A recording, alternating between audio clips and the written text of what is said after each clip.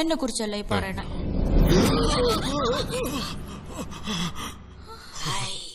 ഈ കുട്ടികൾക്കൊന്ന് വാതിലടച്ചിട്ട് ഇരുന്നൂടെ?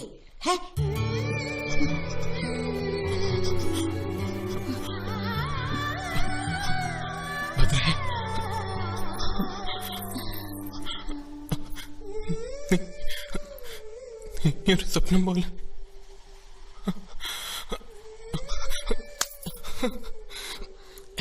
എന്റെ തല പൊട്ടിപ്പൊളിയ. ഇത്രേ ഉള്ളോ? എന്റെ കയ്യിൽ ഒരു ഒറ്റമൂലയുണ്ട്, ഞാനിപ്പോ കൊണ്ടുവരാം.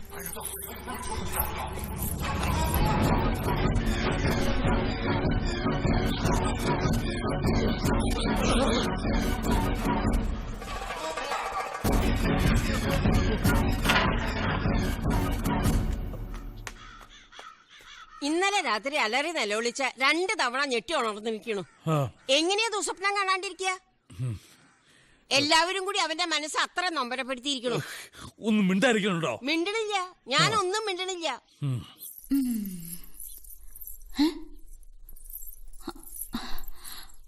അനന്തേട്ടനത് എങ്ങോട്ടാ പോയേ?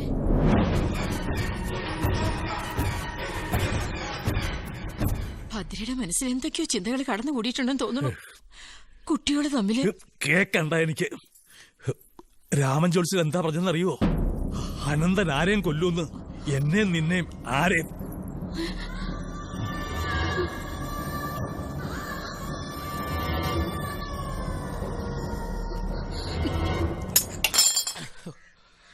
ഇത് ശരിയാവും തോന്നില്ല സാർ. നട്ട് ഭയങ്കര ടൈറ്റാ. ഞാൻ അടുത്ത വർക്ക്ഷോപ്പിൽ ആരെയും കിട്ടുമോ നോക്കട്ടെ.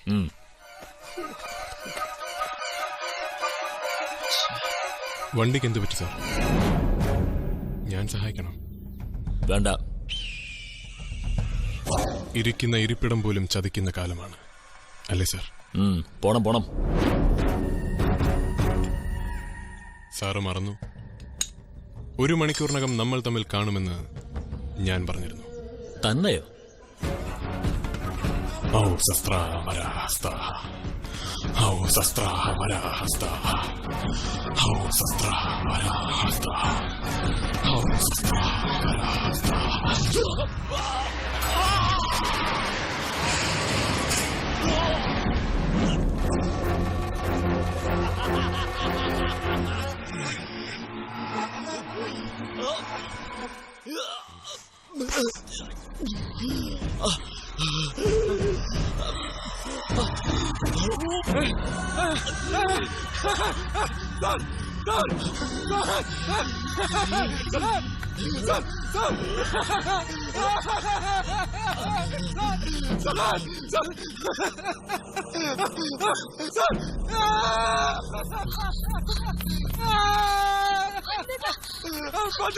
എന്താ എന്ത് പറ്റി? എന്നെ മണിയില്ല.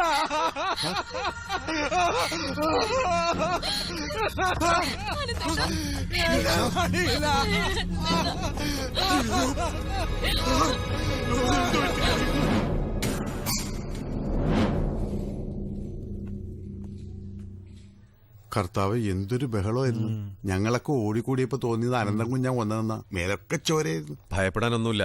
ഒരു ആക്സിഡന്റ് മുന്നിൽ കണ്ടതല്ലേ, അതിന്റെ ഷോക്കാ. സെഡേറ്റീവ് കൊടുക്കൂ, ഒന്ന് റിലാക്സ് ചെയ്യട്ടെ. ആ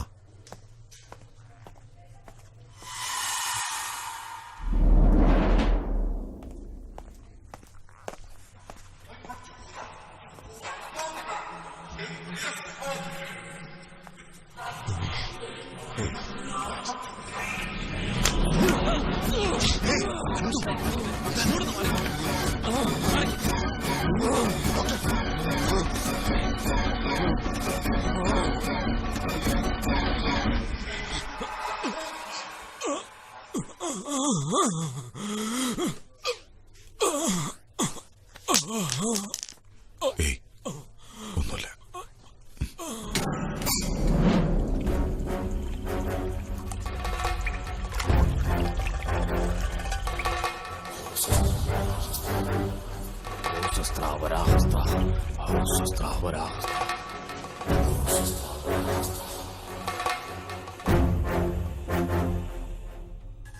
എനിക്ക് മനസ്സിലാവാത്ത വളരെ നോർമൽ ആയിട്ടിരുന്നാൽ പെട്ടെന്ന് വയലന്റ് ആയതാ.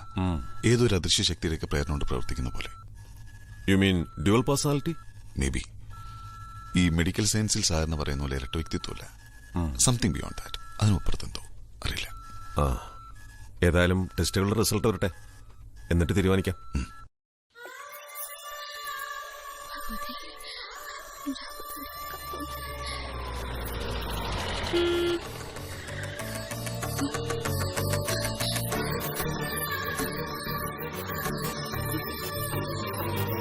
അവിടെ എന്തൊരു ബഹളമായിരുന്നു.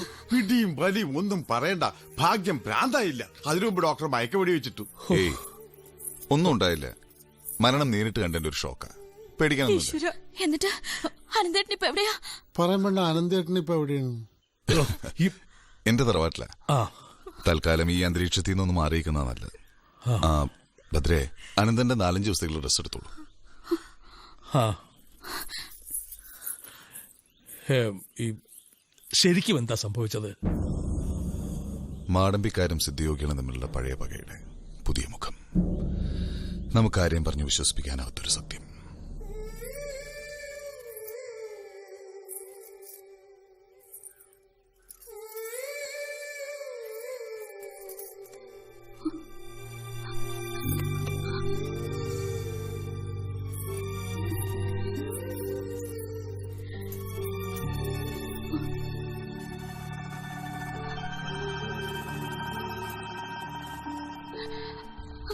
നാഗമാണിക്യത്തിന്റെ മുമ്പിൽ വെച്ച് ഞാൻ എന്താ ആഗ്രഹിച്ചെന്ന് പറയട്ടെ.